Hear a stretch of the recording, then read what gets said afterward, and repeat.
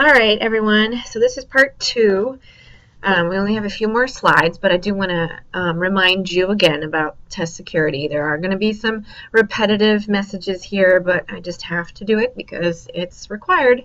So make sure you read all the directions for the appropriate test that is given in the examiner's manual. You have to stay with the script. I can't say it enough. That's how irregularities happen most of the time. We are going to use the rule of 2. So we will have 2 adults in the room, or we're going to have 1 adult, and then I have to provide a second recording device. So we'll have 2 recording devices. We'll have Audacity going on twice, in case for some reason it doesn't work the first time. We're going to also verify that students do not have access to electronic devices.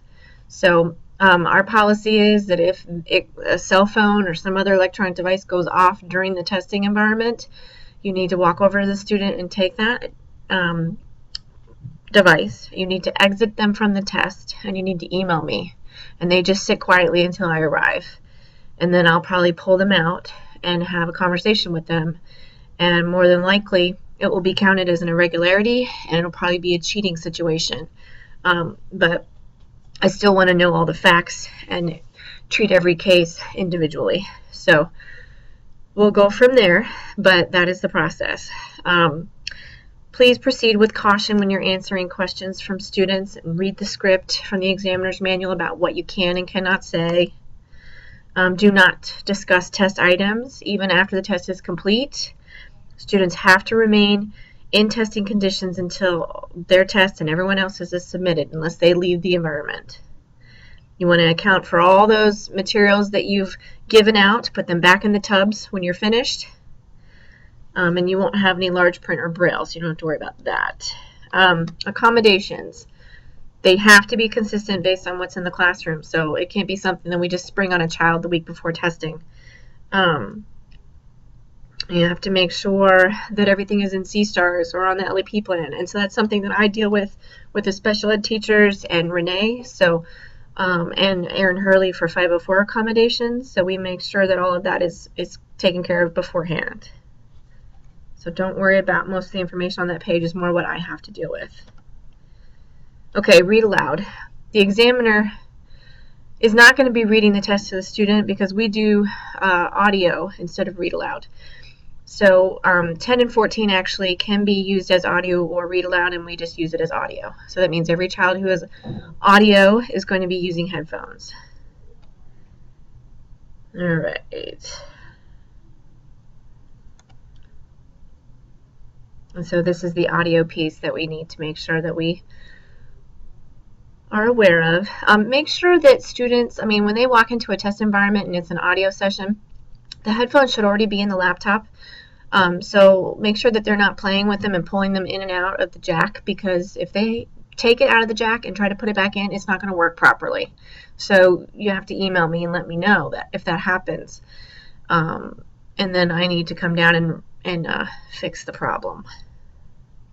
You can have, you might have some students with flexible breaks based on their IEP or ESOL plan. So you would just need to exit them out of the test, not submit, but exit, and then they can either go to the restroom or take a stretch break or whatever, as long as they're not disrupting other students.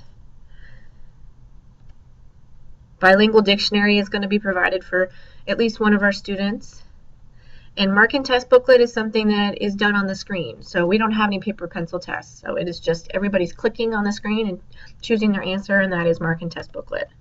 Graphic organizers, there shouldn't be anybody using graphic organizers unless they're approved by me through the testing office, unless they are math related that have already been pre-approved via the list that's provided on the Virginia Department of Ed's site. So let me know if you have any questions. Irregularities. Now, an irregularity is anything that disrupts the testing environment. So there are some examples underneath.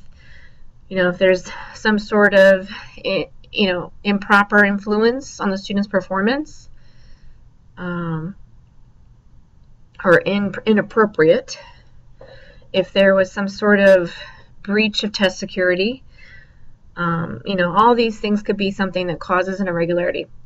It could be the cell phone going off It could be a phone that rings in the classroom. It could be a fire drill. It could be a lawnmower going off. There's all kinds of possibilities, but only some of them are actually irregularities. So what I would want you to do is have the students to continue to test unless it's an unsafe environment like a fire alarm. If you have to leave, you need to make sure that all the students exit the test and then they line up and then they quietly, silently walk out to their location. And you need to make sure that someone's in the front of the line and the back of the line, proctors and examiners, to ensure that students are not talking. They have to be absolutely silent because we need to be able to verify they did not talk about the test with anybody in the class. So then when you can return to the classroom and finish taking the test, that's not going to be an irregularity if all those procedures are followed. Some other examples, we can talk about, if you have any questions, but basically just email me if you think there was an irregularity, but please get the students to continue to test. And when they're finished, they submit like the proper process, and then I will interview the kids to see if they were impacted based on the interruption. Okay, here's some other examples. Like if a student becomes sick during testing, just exit them from the test. Send them to the clinic with another person. It could be obviously the proctor or the examiner, one of the two adults, or email Tiffany and I, and we will come to your room and escort the child.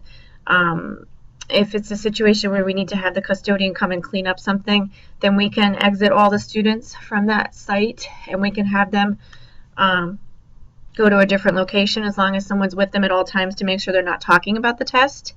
And if we need to set up the computers in a different space, we can. But we just want to make sure that the students remain calm and do not talk about the test so we can resume testing. If they do talk about the test, it's an irregularity, and we're going to have to file for a retest, and that could be days. We just don't know how long until we get permission from the state. If for some reason you have computer network issues, just email Tiffany or me if we're not in the room with you, and we will troubleshoot the problem. If a student is observed cheating, it's the same idea as a cell phone. Have them exit the test, sit quietly, and notify Tiffany or myself, and we'll come and escort the student out and have a discussion. Okay. Avoiding irregularities. If you just read the examiner's manual, that will probably cut down on 90% of the irregularities that could happen. Making sure that you maintain security of all test items, following the procedures that we've mapped out for you today. If there's anything else that you have a question about, just let me know. Okay, so I want you to account for all students. So just make sure that if any students are absent, just mark them absent on the roster sheet. And my phone is ringing, so just ignore that. Okay. Now we've already talked about what if a student becomes sick, so that's just there for you as a reminder. If their cell phone goes off, that's another reminder. You can read over that again. And I just want to remind you again, please read over the examiner's manual, the training PowerPoint, and if you have any questions, just find Tiffany or myself. Okay, and that is it. So thank you so much, guys, and just sign those test security agreements and place them in my box. And we'll have a wonderful test window. I know it, so good luck. And thank you again for watching.